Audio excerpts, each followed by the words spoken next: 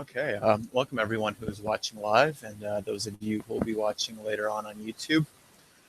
This is one of our videos that we'll be planning on making this spring and summer. Really to introduce you to Vote Builder, what it's about, sort of what you can use it for, and how you can use it to your advantage. So today's little webinar here that I want to talk about is the function Quick Lookup. And I'll show you how it looks and what you can use it for. So I created an account, just a demonstration account, and it has about the same functions that everyone else should have in terms of what you can use Vote Builder for, what's available. So I'm starting out on the My Voters side, and if you don't know the difference between My Voters and My Campaign, there's a previous video that I've done illustrating the difference, but I'll go into it a little bit more today. So right now, I'm on the Quick Lookup side, and I'm just going to click it, right? And I'll take you to the screen of what Quick Lookup can do. And so the thing about Quick Lookup is it's the quickest way to find one individual. So this, it accounts for someone who, if you just met, if you want to look up what they're about, if you're not exactly sure what their name is, if you really just don't have any other connecting things about them besides maybe a name, maybe a phone number, if you know maybe some date of birth, things like that. It's the quickest way to find just one individual.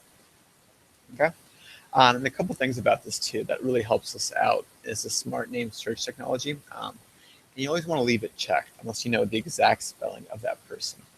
What smart name does is it accounts for some misspellings. So, for example, if I wanted to type in Bob Smith, so I'll type in Smith, the last name, and Bob.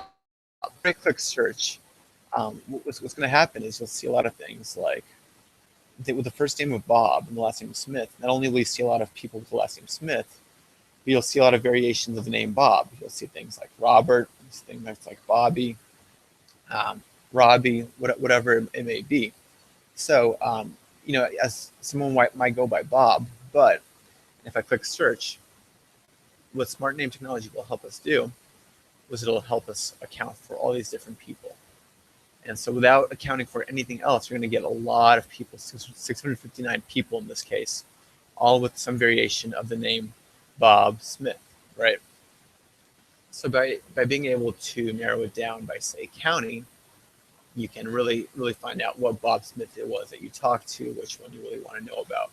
And again, you're still down to 5, but you're much better off now than you were before. Okay, so that's one quick way to do it. It's also great if you are wanting to enter someone in as a volunteer or someone who wants to help out on the My Campaign side, right?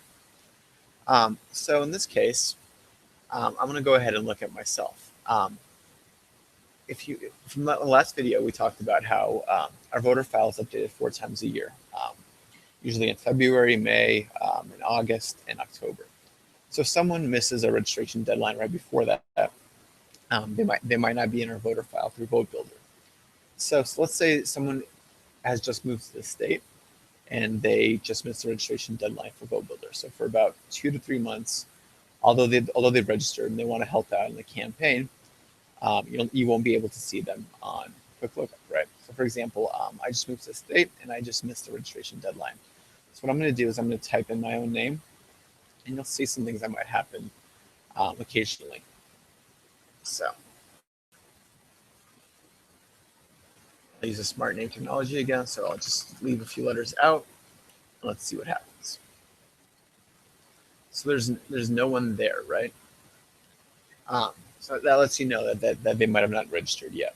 So that if you come upon someone who's like that, that might be an issue of why you're not finding them. But remember how we talked about how even if they want to be part of the campaign and they're not registered yet, there's still another way to go about it. So if I want to go back to my campaign side, and I'll show you how Quick Lookup looks like from there. So what we have here is on the My Campaign side. Again, you have the Quick Lookup. And the My Campaign side, again, is different just because it's people that are closely related to your own specific campaign, not the voter file in general, like My Voters is.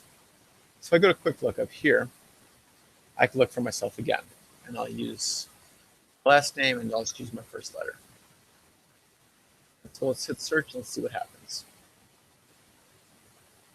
Okay, so there I am, right? But if I want to search my voter file again, if I'm my campaign, I want to search my voter file, I can look at it again and it won't. Let's see if it'll find me. It won't, right? But if I go back to my campaign, I've already added myself in there because I did it through quick lookup through my campaign. But again, my name's rather unique. Bob Smith, on the other hand, is not, right?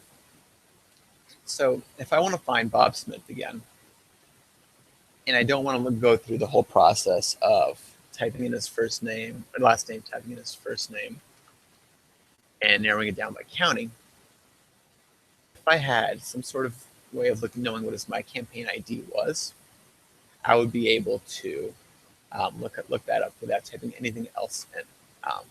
So if you're ever able to know what someone's my campaign ID is, if they're on my campaign side, or if you're on my voter side, looking up quick lookup again, if you know what their van ID is, you'll be able to find them in the quickest way possible, right? So if you might know, I'm going to use our political director's name real quick.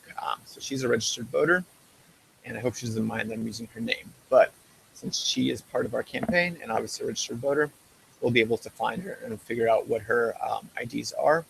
And you'll see how it becomes easier to use that ID to look someone up. Okay. So our political director here at the KDP is Sierra Enlow. So I'll type in her last name, first name, right? We'll see what pops up of how many registered voters there are with that name. So just her. So I can click on her, and I get all her details, right? These are all drop-down menus, so I can see her race, ethnicity, addresses, phones, also household things like that, right? Early voting, whatever it might be. So if I just want to find out what her van ID is, I can click on the box for van ID, and I can see her, what was it, 6-7 letter van ID.